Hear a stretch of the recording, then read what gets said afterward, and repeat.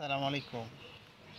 আমরা দিচ্ছি খাঁটি তিলের তেল, যা আমাদের নিজেদের উৎপাদিত তেল। আমরা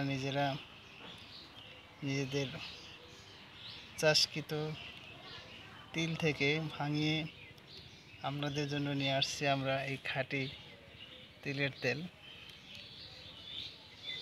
আপনাদের যাদের প্রয়োজন হবে ইনশাল্লাহ আশা করছি আপনারা আমাদেরকে অর্ডার করবেন।